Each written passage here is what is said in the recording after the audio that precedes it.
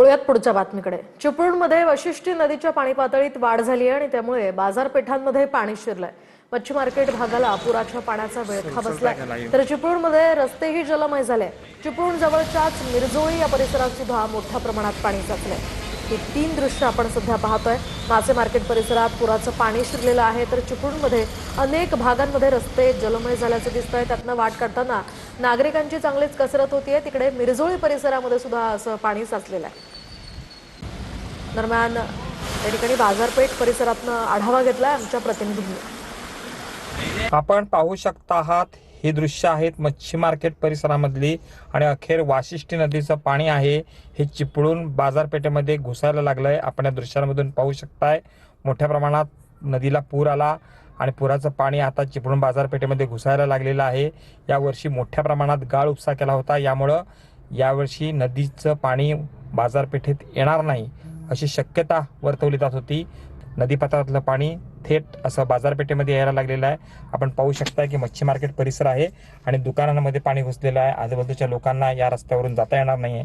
पावसाचा जोर जर कायम राहिला तर मात्र अधिक मोठ्या प्रमाणामध्ये हे पावसाचं पाणी इथं घुसू शकतं। सध्या सुरक्षेच्या दृष्टिकोनातून या ठिकाणी आपत्ती व्यवस्थापनाच्या सगळ्या टीम ह्या तैनात झालेल्या आहेत। पुष्टकांत साळगावकर, TV9 मराठी, चिपळूण, रत्नागिरी। तर रत्नागिरी जिल्ह्यातील चिपळूण तालुक्यामध्ये मुसळधार पाऊस कोसळतोय। चिवेलीमधील श्री देवी वाघेश्वरी ग्रामदैवत मंदिर परिसरात सुद्धा मोठ्या प्रमाणात पाणी साचलंय आणि त्यामुळे संपूर्ण परिसर जलमय झालाय। त्यामुळे भाविक आणि स्थानिक नागरिकांची प्रचंड गैरसोय होतीये।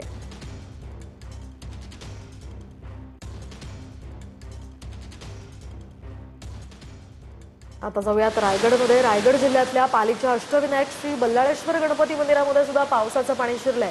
सततच्या पावसामुळे मंदिराच्या वरांड्यामध्ये हे पाणी शिरलेलं आहे। पहिल्यांदाच मंदिराच्या वरांड्यात पाणी शिरल्याचं इथल्या स्थानिकांनी सांगितलं। आपण पाहतोय संपूर्ण मंदिर परिसरात हे पाणी साचलेलं आहे, त्यामुळे मोठी गैरसोय होते आणि पहिल्यांदाच अशा प्रकारे मंदिरामध्ये पाणी साचल्याचं इथले स्थानिक सांगतात। तर तिकडे लोणावळ्यातील कार्ला डोंगर परिसरामध्ये सुद्धा मुसळधार पाऊस कोसळतोय आणि या पावसामुळे एकविरा देवी मंदिराच्या पायऱ्यांवर पाणीच पाणी झालेलं आहे। कार्ला गडावर सकाळपासूनच भाविकांची गर्दी होती।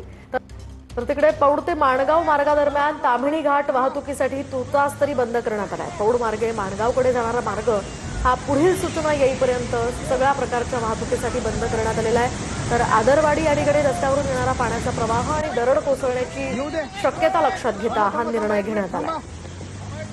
आपण पाहतोय या ठिकाणी मार्गावरून वाहतूक पूर्णपणे बंद आहे। अशा प्रकारे वाहनांना रोखलं जात आहे। जोपर्यंत सूचना येत नाही तोपर्यंत ही वाहतूक आता पूर्णपणे बंद असणार आहे। मार्गावरून पूर्णपणे पाणी वाहत आहे, त्यामुळे अशा या पाण्यामधून वाहनं कुणीही नेऊ नये असं आवाहन केलं जात आहे।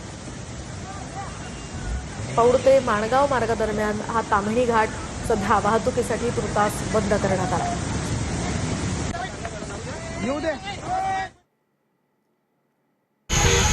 तर तिकडे पुण्यातील सिंहगड रोडवरील पासलकर चौकात सुद्धा पावसाचं पाणी साचलंय। या भागामध्ये गुडघाभर पाणी साचलंय आणि त्यामुळे अनेक दुचाकी साचलेल्या पाण्यातनं बंद पडल्या। तर पोलीस पाण्यामध्ये उतरून वाहतूक सरळ करण्याचा या ठिकाणी प्रयत्न करतात। आपण पाहतोय या ठिकाणी भल्या मोठ्या पाण्यामध्ये अशा प्रकारे दुचाकी बंद पडण्याचं प्रमाण वाढलेलं आहे। पुण्यातल्या सिंहगड रोडवरची ही दृश्य सध्या आपण पाहतोय।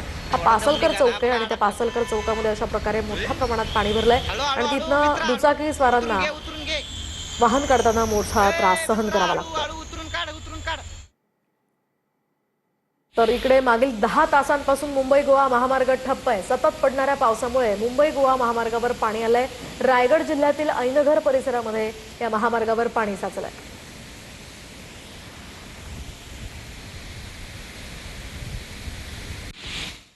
पेण तालुक्यामध्ये सुद्धा मुसळधार पाऊस बरसतोय, त्यामुळे बाळगंगा नदीच्या पाणी पातळीत वाढ झाली आहे। बाळगंगा नदीकाठच्या गावांना त्यामुळे सतर्कतेचा इशारा देण्यात आलेला आहे। नदीकाठच्या गावांचा खरं तर संपर्क तुटलेला आहे।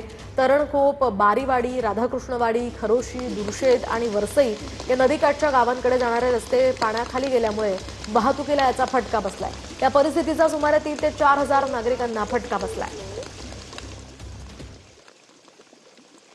तर पनवेलमध्ये पाताळगंगा नदीनं धोक्याची पातळी ओलांडल्यामुळे आपटा फाटा ते रसायनीकडे जाणाऱ्या रस्त्यावर पाणी साचलेलं आहे। पाण्यामध्ये एक बस अडकली आहे। दरम्यान या बसमध्ये 16 जण होते। पोलिसांनी गाडीतील सर्व लोकांना सुखरूप बाहेर काढले। आपण पाहतोय हा किती संपूर्ण पाणी परिसर हे होत होतं? पाण्याखाली गेलेला आहे आणि या पाण्यात जाताना एक बस बंद पडली होती. लोक कोण दिसले का? किती वाजता? पुढची बातमी रायगड जिल्ह्यामधनं आहे. मुसळधार पावसामुळे वाकण या ठिकाणी एका हॉटेलमध्ये अडकलेल्या 43 जणांची बचाव पथकानं सुखरूप सुटका केली आहे. तसंच वाकण बालसई हा फाटा या ठिकाणी अडकलेल्या आणखी 3 जणांनाही सुरक्षित बाहेर काढण्यात आलं असून प्रशासनाकडून सध्या त्या ठिकाणी मदत कार्य सुरू आहे. तर आपण पाहतोय अशा प्रकारे नागरिकांचं रेस्क्यू केलं जात आहे. हॉटेलमध्ये हे 43 जण अडकलेले होते, त्यांना सुखरूप बाहेर काढण्यात यश आलंय. तर तिकडे पुण्याच्या मावळमधील इंद्रायणी नदीच्या पाणी पातळीतही मोठी वाढ झालेली आहे. खेड आणि हवेली तालुक्याला जोडणारा महत्वाचा मोई चिखली पूल जड आणि अवजड वाहनांच्या वाहतुकीसाठी तात्पुरता बंद करण्यात आलेला आहे. येत्या 9 तारखेपर्यंत जड आणि अवजड वाहनांना या पुलावरून वाहतूक करण्यास बंदी असणार आहे. आता जाऊयात कोल्हापूरमध्ये. कोल्हापुरात सुरू असलेल्या पावसामुळे पंचगंगेच्या पाणी पातळीमध्ये मोठी वाढ झाली आहे. पाणी पातळीत वाढ होऊन नदीचं पाणी पात्राबाहेर पडलंय. सध्या पंचगंगेची पाणी पातळी ही 29 फूट 8 इंचांवर पोहोचली असून 33 पेक्षा जास्त बंधारे पाण्याखाली गेलेत. आपण ही दृश्य पाहतोय. ड्रोन कॅमेरानं ही दृश्य कैद केली गेलेली आहेत. पंचगंगा नदीच्या पाणी पातळीमध्ये मोठी वाढ झालेली आहे आणि संपूर्ण हा परिसर यामुळे जलमय दिसतोय.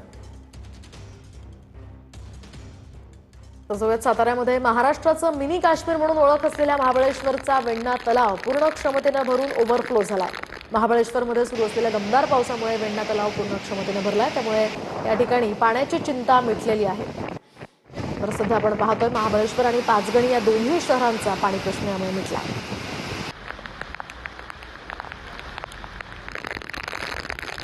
तर साताऱ्याच्या पाचगणी परिसरात या ठिकाणी वेण्णा लेक आहे आणि त्यामुळे पाणी पुरवठा करणारा हा वेण्णा लेक भरल्यामुळे समाधान व्यक्त केलं जात आहे.